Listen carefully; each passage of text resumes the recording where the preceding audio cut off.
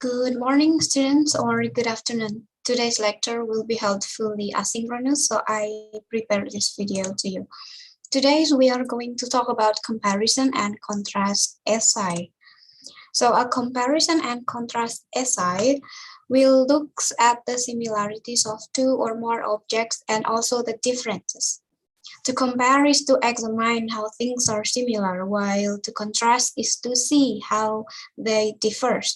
A compare and contrast essay, again, they will look at the similarities of two or more objects. These are some examples of a comparison and contrast essay topic.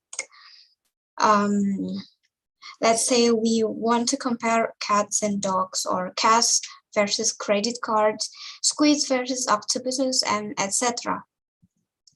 I display these figures to explain that when comparing and contrasting two or more things, we might want to choose meaningful comparison and contrast objects. For example, we will not compare a cat and a plastic bag. Of course, those two things are way too different, and we will have difficulty in finding the similarities between the two. There are two main ways to structure a comparison and contrast essay. The first one is the block method, and the second one is point-by-point method, or we can say this is the A pattern, and this one is AB pattern.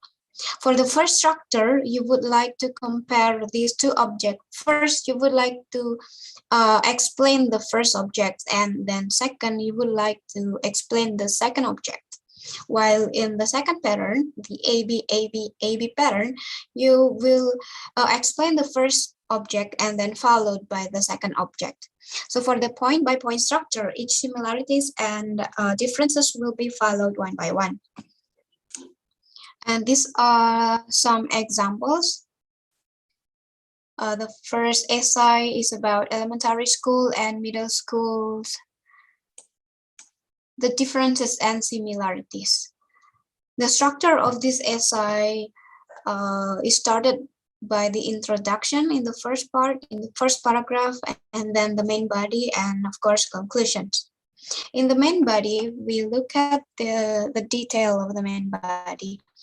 Let's see in the third paragraph. However, there are some big changes that new middle school students should be aware of.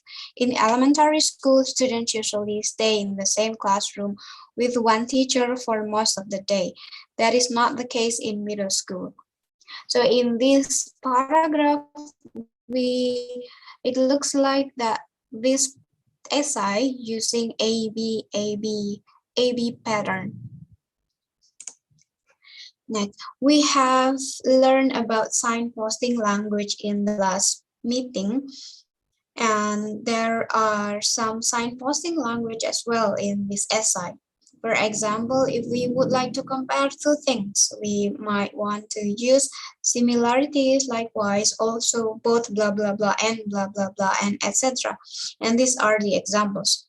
Computers can be used to communicate easily, for example, via email. Similarity or likewise, the mobile phone is a convenient tool for communication. And so for the contrasting, we might want to use however, in contrast, in comparison, whereas, but, to differ from, and etc. And let's see the examples between the compare and contrast sentences. For the comparison, we would like to point out the similarity, so we use the signposting language. While for contrasting, we would like to see the difference, so we use this signposting language. For example, computers, although increasingly small, are not always easy to carry from one place to another. However, the mobile phone can be carried with ease. And you can read the other examples in this slide.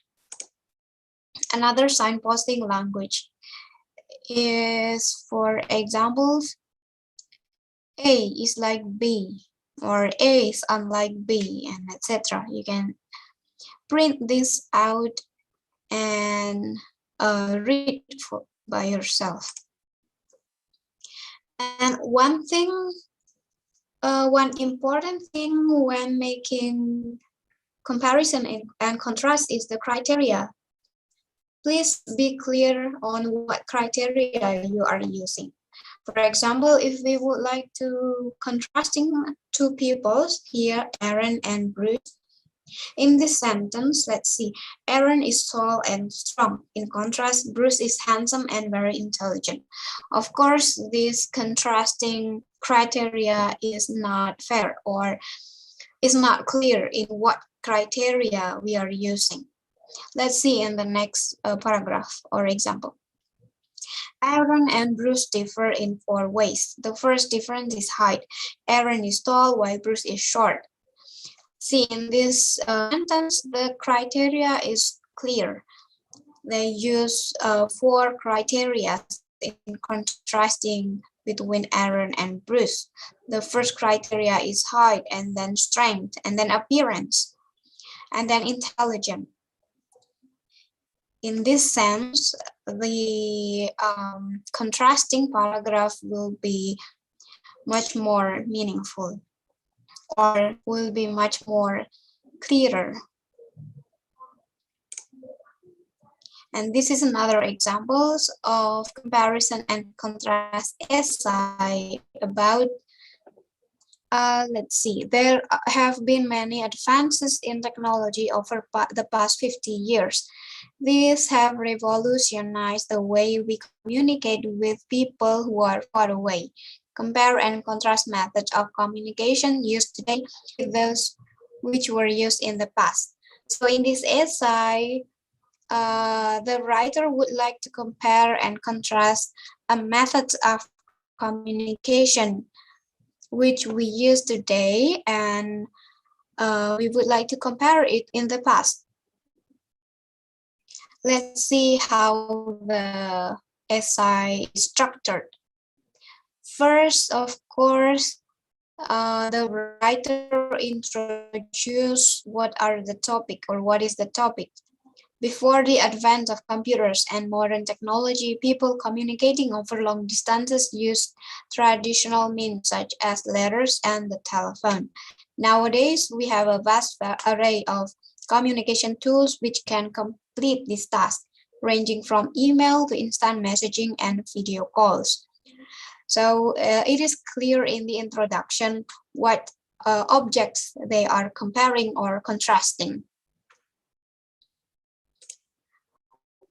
Next, then they start the essay after the introduction with comparison or explaining the similarities between the current and previous methods of communication. Communication relates to the form of communication. In the past, both written forms such as letters were frequently used, in addition to oral forms such as telephone cells. Similarities, see the signposting language. And then it followed with contrasting between the two methods, which we use today and which we use in the past. However, there are clearly many differences in the way we communicate over long distance. The writer clearly stated the differences. And if we look in detail, let's see the signposting language they used in this essay. In comparing, they use similarly, people nowadays, blah, blah, blah, or just as in the past, blah, blah, blah. And let's see the signposting language they use in contrasting. The first one, however, there are clearly many differences. Or let's see the second signposting. In contrast, an email arrives almost instantaneously and can be read seconds after it was sent. Or this one. This is different from the current situation in which a text message can be sent immediately.